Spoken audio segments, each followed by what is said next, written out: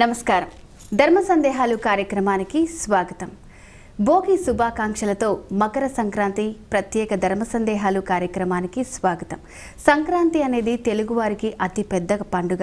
మరి ఈ సంక్రాంతి పర్వదినాన ఎలాంటి ఆచార వ్యవహారాలు ఉంటాయి వంటి విషయాల్ని తెలియజేయడానికి, అదేవిధంగా ప్రేక్షకులు మనకి లెటర్స్ ద్వారా, ఈమెయిల్స్ ద్వారా తెలియజేసినటువంటి సందేహాల్ని నివృత్తి చేయడానికి ఈరోజు మనతో పాటు ఉన్నారు ప్రముఖ ఆధ్యాత్మికవేత్త, ఉపన్యాస శిరోమణి, జ్యోతిష్య బ్రహ్మ డాక్టర్ శ్రీ రామానుజాచార్యులు గారు. వారితో మాట్లాడి మరిన్ని విషయాలు తెలుసుకుందాం. నమస్కారం అండి.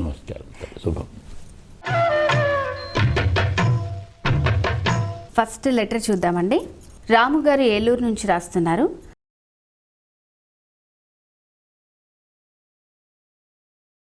మకర సంక్రాంతిని ఎలా జరుపుకోవాలని అడుగుతున్నారు.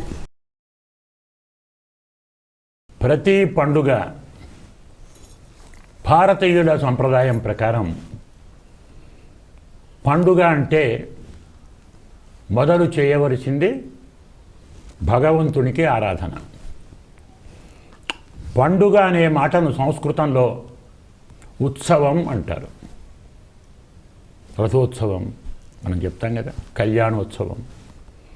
ఉత్సవం అంటే అర్థం, సవం అంటే యజ్ఞం, ఉత్సవం పెద్ద యజ్ఞం. అంటే ఏమిటి? యజ్ఞం అంటే దేవతల పూజ, పెద్ద యజ్ఞం అంటే భగవంతుని పూజ. పండుగ అంటే పిండి వంటలు చేసుకొని మీ నవ్వురం తింటాం, బాగా కమ్మగా పడుకుంటాం, అది పండుగ కాదు. భగవంతుణ్ణి ఆరాధించేదే పండుగ. అందుకే తక్కిన పండుగల కంటే మకర సంక్రాంతి చాలా విశిష్టమైనది. మనకు ప్రతి నెల ఒక సంక్రాంతి వస్తుంది. సంక్రాంతి అంటే ఒక దానిలో నుంచి ఇంకో దానికి చేరటం, సంక్రమణం అంట. సంక్రాంతి ఒక దానిలో ఇంకో దానికి చేరటం. సూర్యుడు ప్రతి నెల ఒక రాశిలోకి వస్తాడు, మేషరాశిలోకి వస్తాడు. మేషం నుంచి వృషభం, వృషభం నుంచి మిథునం, మిథునం నుంచి కర్కాటకం. ఇలా ప్రతి నెల ఒక రాశిలోకి వస్తాడు. దాన్నే సంక్రాంతి అంటాం. ఈ 12 సంక్రాంతులు ఉంటాయి సంవత్సరానికి. 12 సంక్రాంతులలో మనం బాగా ఆచరించే సంక్రాంతులు 2. ఒకటి కర్కాటక సంక్రమణం, రెండవది మకర సంక్రమణం.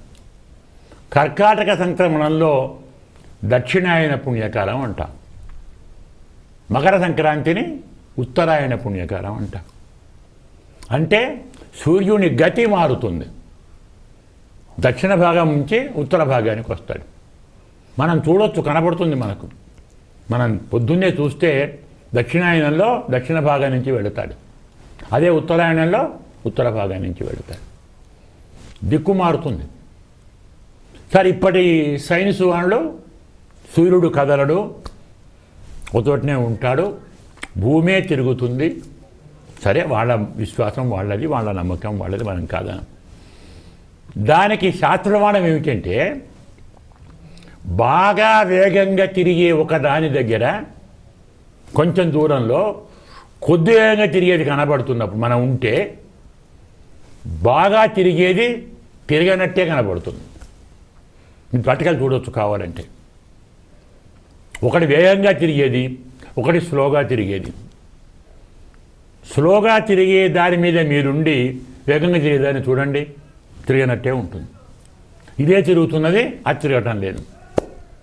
భూమి తిరుగుతున్న అనుమానం ఏం లేదు, తిరుగుతున్నది, అందులో ఏం అనుమానం లేదు. అయినప్పుడు ఈ సూర్యుడు మారినప్పుడు మన శాస్త్రం ప్రకారం సూర్యుడు ఏమంటారు? ఆయన జగచ్చక్షు, ప్రపంచానికి కన్ను. పరమాత్మకు కన్ను సూర్యుడు. పరమాత్మ సూర్యుని ద్వారానే మనం చేసే పనులన్నీ చూస్తున్నాడు. అందుకే ఆయనను కర్మసాక్షి. నేను గదిలో తలుపు పెట్టుకొని ఏదో పని చేస్తాను, ఎవరు చూస్తారు అనుకుంటాం, సూర్యుడు చూస్తాడు. తలుపు పెట్టాం కదా, ఎలా చూస్తాడు? తలుపు పెట్టాం కదా, కిటికీలు పెట్టుకున్నాం, తెర వేసుకున్నాం, చూస్తాడా? చూస్తాడు. ఎలా చూస్తాడు? లైట్ వేస్తావా? అది ఎక్కడితే వెలుగు? సూర్యుడే కదా, చూస్తూనే ఉన్నాడు. కాబట్టి సూర్యనారాయణుడు అంటాం మనం సూర్యుడిని. ఉత్తసూర్యుడు కాదు, సూర్యనారాయణుడు. అతను దక్షిణాయనంలో, ఉత్తరాయణంలో కర్కాటక సంక్రమణం, మకర సంక్రమణం. మకర సంక్రాంతిని తిల సంక్రాంతి అంటారు. ఆ రోజు నువ్వులు నీళ్ళలో వేసుకొని స్నానం చేయాలి. వీలుంటే పుణ్యతీర్థాలకు వెళ్ళండి. గంగకో, యమునకో, కావేరికో, నది అంటాం కదా, నదులకు వెళ్ళి స్నానం చేయండి. అది కూడా సూర్యోదయం కంటే ముందు స్నానం చేయండి. సూర్యుడు ఏ సమయంలో మకరంలోకి ప్రవేశిస్తాడో ఆ సమయంలో స్నానం చేయండి. అక్కడే దానం చేయండి. నది తీరంలోనే జపం చేయండి. అక్కడ హోమం చేయండి. నువ్వులు తప్పుడం విడవండి.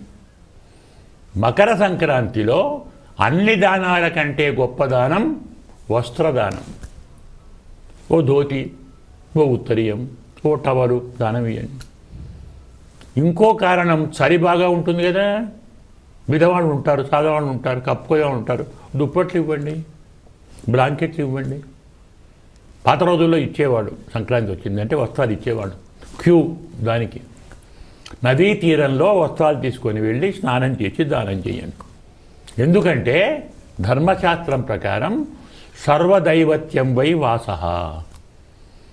వస్త్రంలో అందరూ దేవతలు ఉంటారు. 33 కోట్ల దేవతలు వస్త్రంలో ఉంటారు. అంటే మన వస్త్రంలో ఎన్ని దారాలు ఉన్నాయో అటువంటి దేవతలు ఉంటారు. ఒక వస్త్రం దానం చేస్తే ఇన్ని చేసినట్టే కదా. అందువల్ల నదీ తీరానికి వెళ్ళండి, తెల్లవారుజామున స్నానం చేయండి, అక్కడే దానం చేయండి, అక్కడే హోమం చేయండి, అక్కడే జపం చేయండి. తర్వాత వీరుంటే అక్కడే వంట చేసుకొని ఒక నలుగురికి భోజనం పెట్టి మీరు భోజనం చేయండి, ఇంటికి రండి. ఆ రోజు చాలామంది జపం చాలా ప్రధానం. ఉదయాన్నే సాయంత్రం జపం చేస్తారు. కొందరు ఉపవాసం ఉంటారు. ఉపవాసమే మనకే మంచిది కదా. ఉపవాసము, జపము, హోమము, దానము, తర్పణము, శ్రాద్ధము, ఇవి ప్రధానమైనవి. ఇది పర్వదినం కాబట్టి, పుణ్యదినం కాబట్టి ఇవన్నీ ఆచరించాలి. 10 మందిని పిలవాలి, 10 మందికి భోజనం పెట్టాలి. నీవు తిన్నది తినటం కాదు, 10 మందికి పెట్టిందే నీవు తిన్నది. అందువల్ల అన్నదానం, వస్త్రదానం, తిలదానం, ఈ 3 దానాలు చేయాలి. చాలామంది నువ్వులను తప్పుగా అర్థం చేసుకుంటారు. నువ్వులంటే ఏదో పాపం అండి, అగో శనొచ్చాడండి, తప్పు. తిల, నువ్వు అనేటువంటిది మనకు ధర్మాన్ని చెప్తుంది, గొప్ప ధర్మాన్ని. ప్రపంచంలో భగవంతుడు ఉన్నాడు, కనబడుతున్నాడా? ఉన్నాడా లేడా? మరి ఉన్నాడు. కనబడలేదు. ఎలా కనబడతాడు? ఏమిటి ప్రూఫ్? అంటే సమాధానం, నువ్వులలో నూనె ఉందా లేదా? ఉంది. కనబడుతుందా లేదా? మరి ఉంది. ఎలా చూడాలి? నువ్వులలో నూనె ఉన్నట్టు ప్రపంచంలో పరమాత్మ ఉన్నాడు. నువ్వులలో నూనె గానుగ పడితే కనపడుతుంది. ప్రపంచంలో పరమాత్మ ధ్యానం చేస్తే కనపడతాడు. గానుగ నూనెను చూపెడుతుంది, ధ్యానం భగవంతుడు చూపెడుతుంది. దాని దృష్టాంతం నువ్వు. అంటే నువ్వు అంటే పరమాత్మ. నువ్వులు దానం చేయండి, పరమాత్మ ఇచ్చిన వాళ్ళం అవుతాం. ఈ విధి ఆచరిస్తే మకర సంక్రాంతి పుణ్యప్రదం. మరొక ప్రశ్న చూద్దాం. జ్యోతి గారు తూర్పుగోదావరి నుంచి రాస్తున్నారు.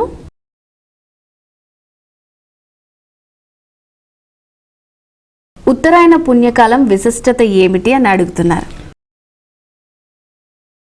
ధర్మశాస్త్రం ప్రకారం మనకు ఒక సంవత్సరం అయితే దేవతలకు ఒక రోజు, అది లెక్క. అంటే 6 నెలలు 6 నెలలు, అవునా? అందులో ఉత్తరాయణ పుణ్యకాలం అంటే తెల్లవారుజాము, పగలు. పగలు దేవత ఉత్తరాయణం పగలు, దక్షిణాయనం రాత్రి. అందుకే ఉత్తరాయణ కాలంలో చనిపోయిన వారికి మోక్షం వస్తుంది అని శాస్త్రం. మనము ఉత్తరాయణ కాలంలో పూజ చేస్తే దేవతలు మేలుకొని ఉంటారు కదా, అన్నీ తీసుకుంటారు. దక్షిణాయనలో పూజ చేయకూడదని కాదు, నిద్రపోతుంటారు పాపం. రాత్రి వాళ్ళకి నిద్ర లేదు, దేవతలకు నిద్ర లేదు అనుకోండి, వాళ్ళ కళ్ళు మూతలే పడవు. ఎందుకు? వాళ్ళకు రెప్పలు లేవు. దేవతలకు రెప్పబాటు లేదు, ఇలా కన్నులు రెప్పలేదు. అందుకే మనకు భాగవతంలో గోపికలు అంటారు, బ్రహ్మకు పక్షపాతం ఉంది, కృష్ణ పరమాత్మను తదేకంగా చూడాలనే మా కంటికి రెప్పలు పెట్టాడు.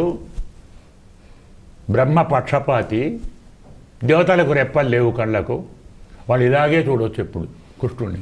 మేము ఇలా చూస్తే మన రెప్పడుతుంది. అంటే రెప్పపాటు కాలం కూడా కృష్ణుణ్ణి చూడకుండా బతకలేరు గోపికలు, అంత భక్తి వాళ్ళది. కాబట్టి వాళ్ళ నిద్ర అనేది లేదు. కానీ రాత్రిపూట పూజ కంటే పగలిపోయి విశేషం కదా. అందువల్ల ఉత్తరాయణ కాలం ఉంటే పగలు సూర్యోదయము, రాత్రి అంటే చీకటి, చీకటి అంటే అజ్ఞానం, పగలు ఉదయం అంటే వెలుతురు, వెలుతురు అంటే జ్ఞానం. జ్ఞానాన్ని ఇచ్చేది ఉత్తరాయణం, అజ్ఞానాన్ని పెంచేది దక్షిణాయనం. మనకు ఎంత గొప్పవాడు రాత్రిపూట ఏం చేస్తారు? నిద్రపోతారు. నిద్రపోకున్నా, మన నిద్ర బలవంతంగా ఆపుకున్నా నిద్ర వస్తూనే ఉంటుంది.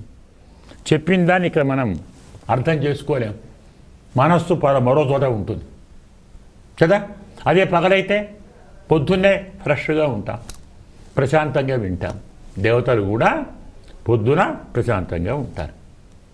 అందుకే ఉత్తరాయణం అనేటువంటిది దేవతలకు ప్రాతకాలము పగలు, దక్షిణాయనము రాత్రి. ఉత్తరాయణ కాలంలో చేసినటువంటి దానము, ధర్మము, యజ్ఞము, జపము, తపము ఇవన్నీ దేవతలు సాక్షాత్కరిస్తారు.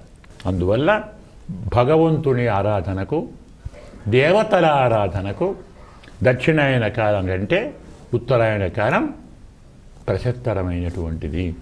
తెల్లవారుజామున లేవండి, హాయిగా స్నానం చేయండి, భగవంతుని ధ్యానం చేయండి, ఎంతో అంతో పుణ్యాన్ని పొందండి, పెద్దలతో జ్ఞానాన్ని పొందండి. పుణ్యం గొప్పదా, జ్ఞానం గొప్పదా అంటే ఏం చెప్పాలి? జ్ఞానం గొప్పది, పుణ్యం కాదు. పుణ్యం అంటే పరమాత్మ సంతోషమే. పుణ్యం అంటే ఏమిటి? పరమాత్మ సంతోషాన్ని పుణ్యం అంటాం, పరమాత్మ కోపాన్ని పాపం అంటాం. కాబట్టి జ్ఞానం వస్తే సంతోషిస్తాడు ఆయన. మళ్ళీ జ్ఞానాన్ని ఇచ్చే కాలం ఉత్తరాయణ కాలం, ధ్యానాన్ని ఇచ్చే కాలం ఉత్తరాయణ కాలం, ధర్మాన్ని పంచే కాలం ఉత్తరాయణ కాలం.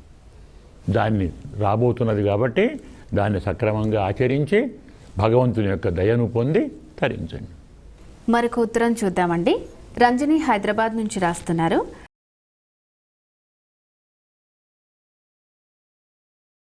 మకర సంక్రాంతికి ఏ దానాలు చేయాలని అడుగుతున్నారు. ముఖ్యమైన దానం వస్త్రదానం, తరువాతి దానం తిలదానం, మూడవ దానం అన్నదానం. ఇప్పుడు చెప్పుకున్నాం మనం, వస్త్రంలో దేవతలందరూ ఉంటారు. అలాగే నువ్వులలో పరమాత్మ ఎలా దాగున్నాడో మనకు తెలుస్తుంది. తిల సంక్రాంతి అంటారు.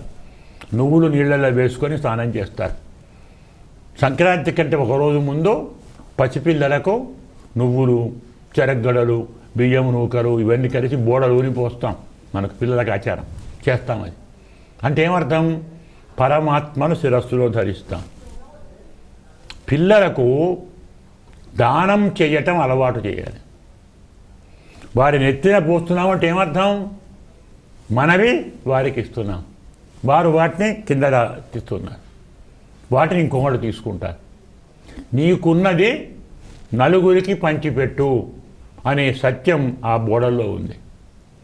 అందులో చెరకుగడ, నువ్వులు, బియ్యం, బెల్లం ఇవన్నీ కలుపుతాం, రేగిపండ్లు. ఇవన్నీ ఏం చెప్తాయి? మనకు ధర్మాన్ని చెప్తాయి. చెరకుగడ పైకి గట్టిగా ఉంటుంది కదా, పిండితే రసం వస్తుంది. బెల్లం గట్టిగా ఉంటుంది, దంచి నీళ్ళలో వేస్తే తీయగా అవుతుంది. రేగిపండు పై పొట్టు బాగుంటుంది, లోపలికి అవతల పారేయాలి. చెరకులో లోపల బాగుంటుంది, బయటికి పారేయాలి. అవునా? రేగిపండు బయటికి తిన్నా లోపలికి పారేయాలి కదా. మనకు వెలుపల లోపల బాగుండేటువంటిది ఏమిటి? బెల్లం.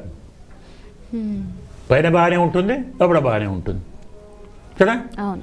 అలాగే బియ్యం అనేది వడ్డను తీసేసి లోపల బియ్యం పొట్టు పారేయాలి, బియ్యం తీసుకోవాలి. బియ్యం బయట బాగుంటుంది, లోపల బాగుంటుంది. పరమాత్మ లోపల ఉన్నాడు, వెలుపల ఉన్నాడు. అంతటా స్వామి ఉన్నాడు. పరమాత్మ బయట మంచివాడే, లోపల మంచివాడే. అలాగే పరమాత్మ ఆరాధించే మనం కూడా మంచివాడమే. ఆరాధించలేదు మంచివాళ్ళం కాదు, అర్థమవుతుంది. అందుకోసమని ఈ మకర సంక్రాంతి నాడు నువ్వులు, బియ్యము, బెల్లము, చెరుకు గడలు, వస్త్రము, ఇంకా బాగా ఉన్నవాళ్ళు బంగారం. సువర్ణ దానేన జపంతి దేవాహ అని శాస్త్రం.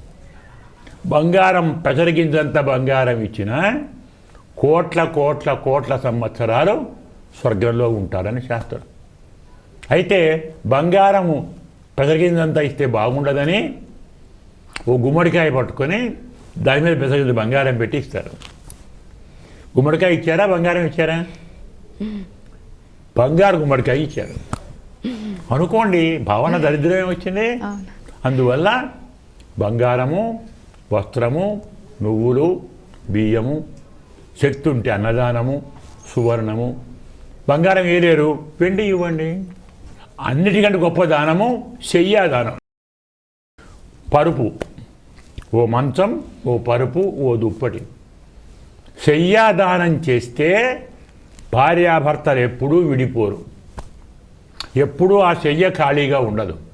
అంటే భర్త ఎప్పుడు పక్కనే ఉంటాడు, భర్తకు భార్య ఎప్పుడు పక్కనే ఉంటుంది. దాన్ని ఏమంటారు? అశూన్య శయన వ్రతం అంటారు. అంటే శయ్య ఎప్పుడూ శూన్యం కాకుండా ఉంటుంది. ఇద్దరు దంపతులు ఉంటారని అర్థం. కాబట్టి ఈ 6 దానాలు మకర సంక్రాంతి నాడు చేస్తే విశేష ఫలితం అనేటువంటిది వస్తుంది. గురుగారు, సంక్రాంతి రోజు పాటించాల్సిన నియమాలకి సంబంధించి చాలా విషయాలు తెలియజేశారు. ధన్యవాదాలండి. శుభం. ఇది ఇవాల్టి సంక్రాంతి సందర్భంగా ప్రత్యేక ధర్మ సందేహాలు కార్యక్రమం. మీకు ఎటువంటి ధర్మ సందేహాలున్నా స్క్రీన్ మీద కనిపిస్తున్న మా చిరునామాకు తెలియజేయగలరు. మా చిరునామా ధర్మ సందేహాలు, కేర్ ఆఫ్ భక్తి TV, road number 92, Jubilee hills, Hyderabad 5,96,000. మా ఇమెయిల్ ఐడి bhaktihyd@gmail.com. ఇది ఇవాల్టి ధర్మ సందేహాలు కార్యక్రమం.